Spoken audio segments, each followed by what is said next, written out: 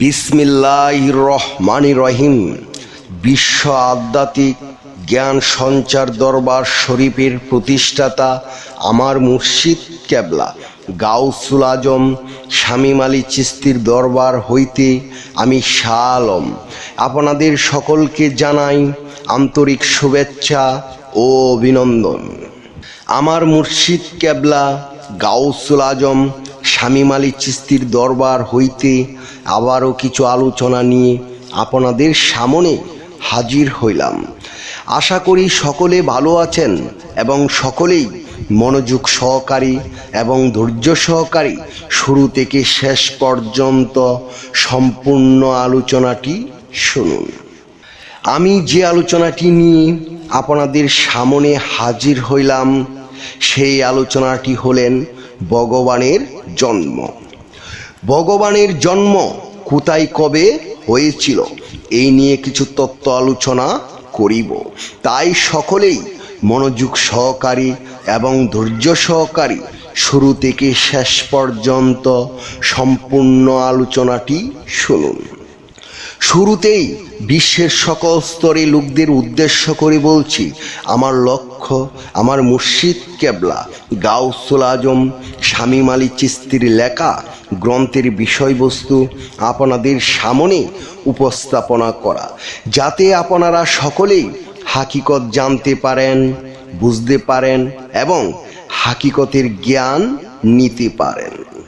আমি যে আলোচনাটি নিয়ে আপনাদের সামনে হাজির হইলাম এই আলোচনাটি আপনাদের জন্য অনেক গুরুত্বপূর্ণ। এই আলোচনার মাধ্যমে আপনারা সকলেই জানতে পারবেন ভগবানের জন্ম কোথায় কবে হয়েছিল। তাই সকলেই মনোযোগ সহকারী এবং ধৈর্য সহকারী শুরু থেকে শেষ পর্যন্ত সম্পূর্ণ আলোচনাটি শুনুন। আসলে আমরা সবাই একই পথের যাত্রী, কেউ একটু এগিয়ে আর কেউ একটু পিছিয়ে। আজ যিনি পিছিয়ে আছেন কাল তিনি এগিয়ে যাবেন। আমরা ভাবি আজ যিনি জন্মিয়েছেন তিনি আমার চাইতে ছোট আর আমি বড়। বয়সে অর্থাৎ দিন তারিখের হিসেবে ছোট তো বটেই, তবে আসলে আমরা কেউ ছোট নই আবার কেউ বড় নই। এই জগৎ প্রকাশের আগেও আমি আপনি ছিলাম, আবার এই জগতের শেষেও আমি আপনি থাকব। জন্ম মৃত্যু বিশ্বমনের একটি অবস্থা মাত্র। একটা জন্ম বা একটা মৃত্যুতে সব কিছু শেষ হয়ে যায় না। জন্ম মৃত্যু কেন শুরু বা শেষের অবস্থা নয়। জন্ম মৃত্যু একটা প্রবাহ মাত্র। জন্ম মৃত্যু একটা রূপান্তর মাত্র। জন্ম মৃত্যু যাত্রাপথে একটা বাহক নেওয়া মাত্র। যাদের কোনোদিন সমাধির অবস্থা আসেনি তারাই জন্ম মৃত্যুর তারিখ হিসেব রাখেন, কিন্তু যিনি সমাধিস্থ হয়েছেন তার কাছে সময়ের কোনো হিসাব থাকে না। সময়ের অনুভূতি যখন শেষ হয় তখন সমাধির শুরু। সমাধিতে সময়ের হিসেব থাকে না। সমাধি হচ্ছে কালের বাইরের অবস্থা করা, আর যেখানে সময় শেষ হয়ে গেছে সেখানে পরিবর্তন বলে কিছু থাকে না। জন্ম মৃত্যু বলে কিছু থাকে না, সেখানে তাই তাকে যা ছিল। সেখানে কোনো অতীত বা ভবিষ্যৎ বলে কিছু থাকে না, থাকে শুধু বর্তমান। সমাধিস্থ পুরুষ কালের বাহিরে অবস্থা করেন, সেখানে না আছে আসা না আছে যাওয়া, সব কিছু স্থির। আসলে সময়ের হিসেব রাখে মন। এই মন যখন বিকালিত হয় তখন সময় গুলিয়ে যায়, সময় বোধ থাকে না। আমরা যখন সুষুপ্তির মধ্যে থাকি তখনই আমাদের সময়ের হিসেব থাকে না। এক চাষি জমিতে কাজ করতে করতে ক্লান্ত হয়ে মাঠের মধ্যে ঘুমিয়ে পড়েছিল, আর সে স্বপ্নে দেখতে পেল সে একটা প্রজাপতি হয়ে গেছে আর পুলে পুলে মধু খেয়ে বেড়াচ্ছে। একটু পরে ঘুম থেকে জেগে উঠে ভাবতে লাগলো, আমি কি একজন চাষি যে এতক্ষণ স্বপ্ন দেখেছিলাম, নাকি আমি একটা প্রজাপতি যে এখন স্বপ্নে চাষি হয়ে গেছি। আমাদের প্রশ্ন ছিল ভগবানের জন্ম কখন হয়। ভগবান শ্রীকৃষ্ণ তার জন্মের কথা বলতে গিয়ে বলেছেন, যখন ধর্মের গ্লানি উপস্থিত হয় তখন আমি দৃষ্টির দমন ও সৃষ্টির পালনের জন্য আসি। এই কথা শুনলে মনে হয় যে একটা বিশেষ পরিস্থিতির মধ্যে ভগবান জন্মগ্রহণ করেন। তাহলে কি ভগবানের জন্ম স্বেচ্ছাধীন নয়? বিশেষ পরিস্থিতি না হলে তিনি জন্মান না বা জন্মগ্রহণ করতে পারেন না। হে বিশ্ববাসী, বিষয়টা কিন্তু এরকম নয়।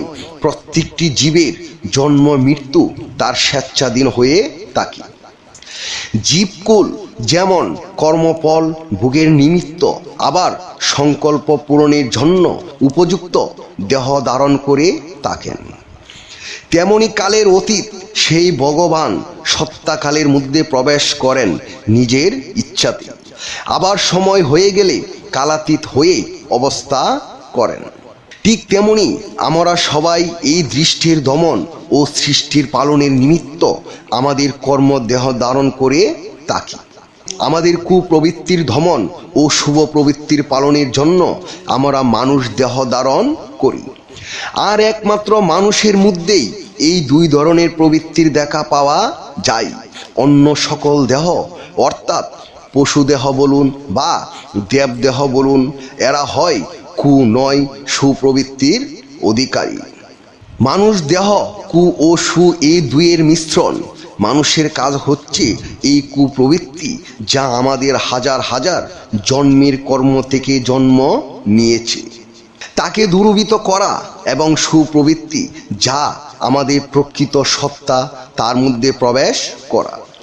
এই যুগ বিয়োগের খেলার নিমিত্ত এই মানুষ দেহ ধারণ। হে বিশ্ববাসী, সকলেই মনে রাখুন, হিন্দু শাস্ত্রে তিনটি শক্তির কথা বলা আছে। একটা হচ্ছে ব্রহ্মা, দ্বিতীয় হচ্ছে বিষ্ণু, আর তৃতীয় হচ্ছে শিব, অর্থাৎ সৃষ্টি স্থিতি ও লয়ের প্রতীক। জন্ম, জীবন ও মৃত্যু। হে বিশ্ববাসী, সকলে একটা কথা মনে রাখবেন, সমস্ত জীবের নামই হচ্ছে বিষ্ণু, সমস্ত আবির্ভাব হচ্ছে বিষ্ণু। জীবের অপর নাম হচ্ছে বিষ্ণু। বিশ্বব্যাপী যার অবস্থান তিনি হলো বিষ্ণু। এই বিষ্ণু আমাদের সকল হৃদয়ে অবস্থান করছেন। জীবের জীবিত কালেই বিষ্ণুর স্থিতি কাল। জীবের জন্মের সঙ্গে সঙ্গে ভগবান একজন বিষ্ণুরূপী ভগবানের জন্ম হয়।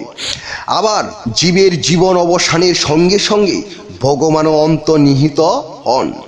এ হচ্ছে ভগবানের জন্ম রহস্য।